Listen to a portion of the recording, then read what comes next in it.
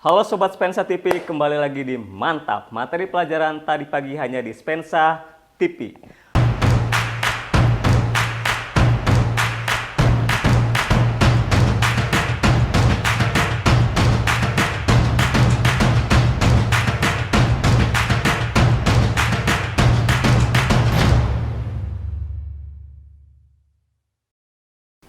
Materi kali ini kita akan belajar mengenai teks berita.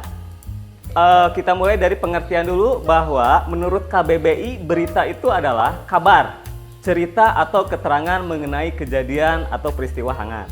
Nah, jadi setelah kita tahu dari pengertian KBBI tersebut, kita dapat menyimpulkan bahwa teks berita adalah suatu teks yang berisi informasi mengenai suatu hal, kejadian atau peristiwa yang terjadi dan masih hangat dibicarakan oleh banyak orang. Sebuah berita harus berdasarkan fakta, tapi tidak semua fakta diangkat menjadi sebuah berita. Sebelum kita lanjut ke fungsi berita, kita lihat dulu tayangan berita berikut ini.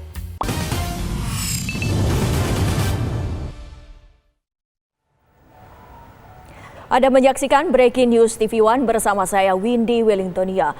Pemirsa, 13 anggota pramuka di Ciamis, Jawa Barat tenggelam saat menyeberangi sungai. 2 orang kritis, 11 orang ditemukan meninggal dunia. Peristiwa ini terjadi ketika 100 anggota pramuka sedang menjalani kegiatan dengan menyeberangi sungai.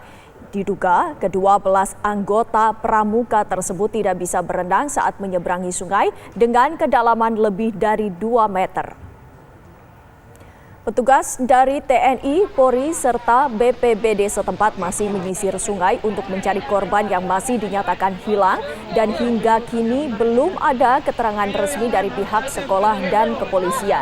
Pemirsa, gambar yang Anda saksikan saat ini adalah proses evakuasi yang dilakukan oleh tim Basarnas Gabungan, tim SAR Gabungan yang merupakan bagian dari BPBD, Tagana, TNI, dan Polri, serta dibantu oleh warga setempat mencari korban yang tenggelam. Dari data yang kami himpun dari data Badan Penanggulangan Bencana Daerah Kabupaten Ciamis menyatakan sebanyak 13 orang mengikuti kegiatan susur sungai dan juga pelatihan pramuka yang diselenggarakan di Sungai Cileur, Dusun Wetan, Desa Utama, Kecamatan Cijenjing, Kabupaten Ciamis.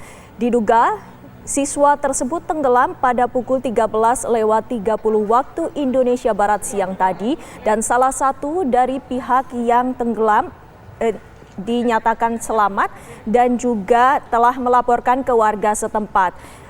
Warga setempat sempat kaget karena tidak hanya 1 orang yang berenang di sungai tersebut, namun ada sekitar 13 orang yang dinyatakan hilang.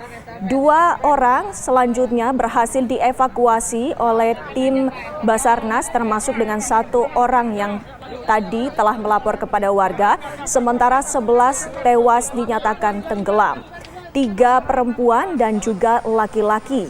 Sementara untuk 2 siswa yang kritis telah dibawa ke RSUD Ciamis. Berdasarkan informasi yang kami terima, ada sekitar kurang lebih 100 orang yang mengikuti kegiatan di sungai tersebut. Namun 13 orang yang melakukan susur sungai atau bersih-bersih sungai tersebut dinyatakan tidak bisa berenang dan juga dinyatakan tenggelam. Dan saat ini kami sudah terhubung dengan Pak Mehmet dari Pusat BPBD. Selamat malam Pak Mehmet. Selamat malam Mbak Windy. Pak Mehmet, kami ingin mengkonfirmasi kembali kronologis yang terjadi atas peristiwa tenggelamnya dari siswa MTS di Ciamis tersebut. Bagaimana kronologisnya Pak?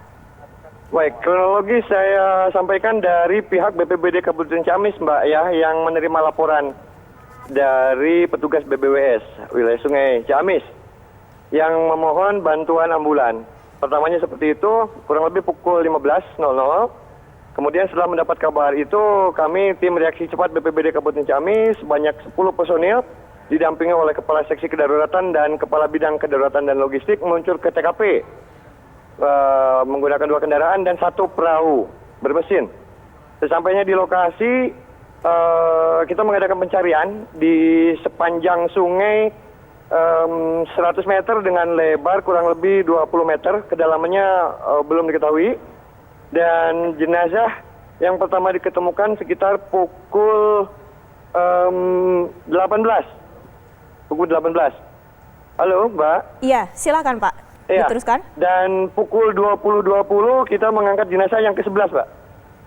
Ke-11. Untuk sementara kami masih stay di lokasi di sungai, perahu juga masih di sungai, mesin belum dicopot. Sementara kita menunggu kepastian dari pihak sekolah sedang mengumpulkan seluruh siswa di kelas. Mudah-mudahan tidak bertambah korbannya, Mbak. Mudah-mudahan sudah ketemu semua. Tetapi kami tetap siaga di sini menunggu kepastian. Demikian, Mbak. Enggak. Pak Mehmet, dari 100 orang yang ikut kegiatan tersebut bisa diperinci lagi yang ditemukan berapa, yang hilang berapa? Ya, yang ditemukan sampai dengan pukul 20.20 adalah jenazah yang ke-11, Mbak. Ke-11 orang ini termasuk Betul. yang selamat? Enggak, semua sudah meninggal, Mbak. Yang selamat ini ada berapa orang dari data BPBD sendiri? Saya belum confirm, Mbak. Baik, yang selamat ini Bapak telah informasi yang terbaru begitu ya Pak, dari pukul 20 tadi bahwa 11 orang ini dinyatakan tewas dan sampai dengan saat ini dari pihak sekolah masih belum memberikan informasi lanjutan mengenai jumlah berapa kita update lagi. dan kita confirm data yang dapat kita temukan. Baik. Nanti di cross check dengan data siswa yang belum kembali ke darat lah, dikatakan begitu. Untuk Apakah yang belum kembali ke daratan ini berapa dari pihak sekolah menyatakannya? Sampai dengan pukul 20.20 informasinya 11, Mbak. 11. Tetapi masih di cross check dengan tadi seluruh siswa dikumpulkan untuk apakah betul hanya 11 ataukah bertambah. Untuk itu kita masih tetap siaga. Apakah ini 89 ini sudah kembali ke daratan, itu artinya? Kami tidak menghitung yang terlibat dari kegiatan, Mbak. Nggak sempat menghitung. Juga tidak terkonfirmasikan kepada kami berapa yang mengikut kegiatan. Itu sedang dihitung sekarang. Dari pihak sekolah sendiri apakah menyatakan jumlah pastinya dari yang mengikuti kegiatan ini berapa, Pak? Tidak, hanya sekitaran 150.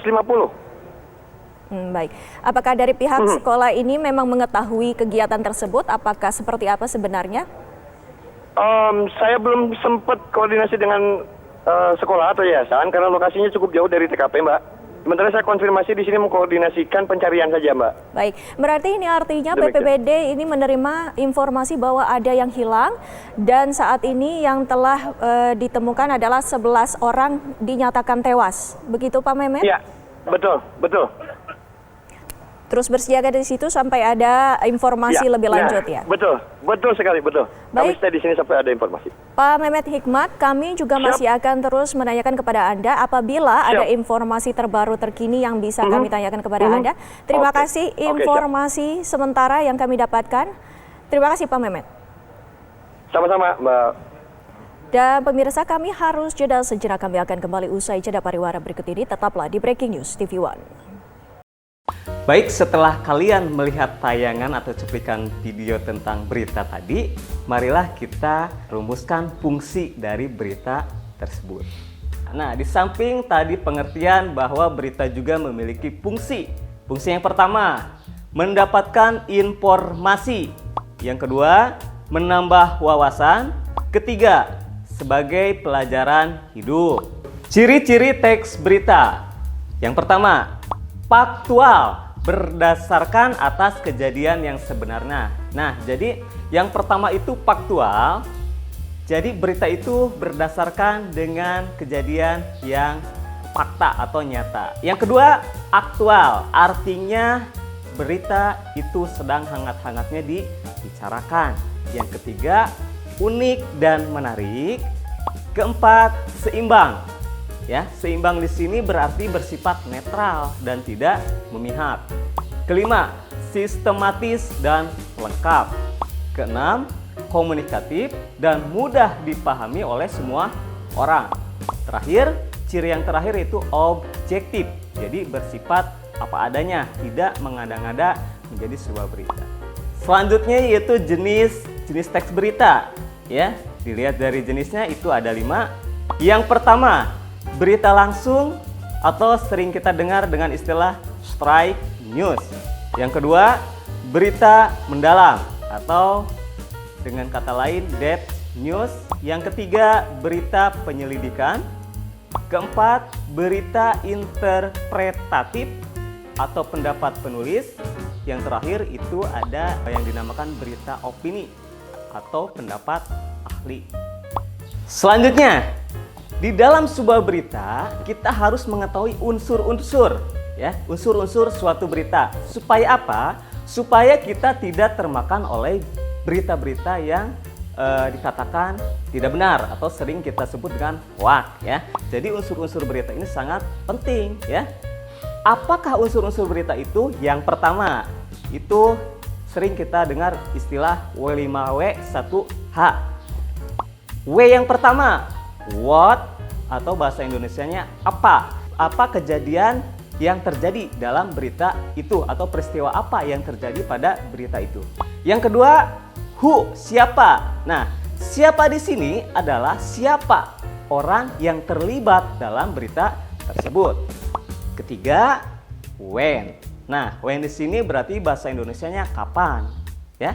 Kapan waktu kejadian atau peristiwa itu terjadi. Keempat, where. Jadi artinya di mana? Where di sini di mana? Jadi di mana tempat kejadian itu terjadi. Kelima, yaitu W yang kelima, mengapa atau why. Jadi memuat alasan dan sebab akibat mengapa kejadian itu sampai terjadi. Yang terakhir, 1H, yaitu bagaimana, ya. Bagaimana proses terjadinya peristiwa tersebut. Dalam bahasa Indonesia sering juga disingkat dengan adik Simba, ya. Kelima unsur tadi kita kenal 5W1H, tapi dalam bahasa Indonesia ada lagi yang menyebutnya dengan adik Simba. Tapi itu sama saja, kita tidak usah bingung karena di dalamnya sama, memuat 5W1H, apa, di mana, kapan, siapa, mengapa, dan bagaimana. Itu adik Simba. Selanjutnya, selain dari unsur berita, kita harus tahu betul dan pahami betul secara jeli bahwa di dalam berita itu terdapat struktur yang tidak dapat dipisahkan satu sama lainnya, seperti halnya kepala sampai kaki, ya. Di berita pun sama. Yang pertama itu yang harus ada dalam suatu berita itu kepala berita. Nah, kepala berita ini disebut juga dengan judul berita, ya, dan merupakan kata kunci yang mewakili keseluruhan isi berita. Yang kedua, teras atau lead berita. Nah, bagian ini merupakan bagian yang sangat penting dari berita. Karena di dalam teras berita ini terangkum inti keseluruhan isi berita. Sebagaimana yang tadi diungkapkan sebelumnya bahwa berisi jawaban unsur 5W1H. Ya. Yang ketiga, itu ada yang dinamakan tubuh berita, ya. Jadi struktur yang ketiga itu tubuh berita. Nah, tubuh berita ini merupakan tempat berita berada. Di dalam tubuh berita ini, pembaca dapat mengetahui isi berita secara terperinci, ya. Terakhir, strukturnya itu ada yang dinamakan ekor berita. Nah, ekor berita ini berisi informasi tambahan, ya. Bagian ini merupakan pelengkap dari sebuah berita. Oke, kita lanjut ke unsur kebahasaan. Setelah kita tadi membahas struktur, unsur, sekarang kita lanjut ke unsur kebahasaan teks berita. Ya, yang pertama unsur kebahasaan yang terdapat dalam sebuah berita, satu, mudah dipahami. Ya, artinya bahasa dipakai sehari-hari, bersifat standar dan baku. Yang kedua, menggunakan kalimat simpleks atau tunggal, ya, terdiri dari subjek dan predikat. Ketiga, menggunakan kalimat langsung, ya. Langsung di sini berarti ditandai dengan penggunaan tanda petik ganda disertai keterangan penyertaan. Keempat, menggunakan perba transitif, ya. Jadi perba transitif ini adalah perba yang memerlukan nomina. Contohnya, Aisyah membeli koran terbitan hari ini, ya. Itu contoh dari perba transitif. Kelima, menggunakan perba pewarta, ya.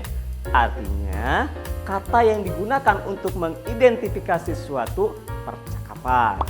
Keenam, menggunakan konjungsi untuk memperjelas maksud berita ya. Jadi konjungsi atau kata hubung ini digunakan di dalam berita. Untuk apa? Untuk memperjelas maksud dari berita tersebut ya. Konjungsi ini contohnya adalah kemudian, sejak, setelah, awalnya, akhirnya, dan lain-lain.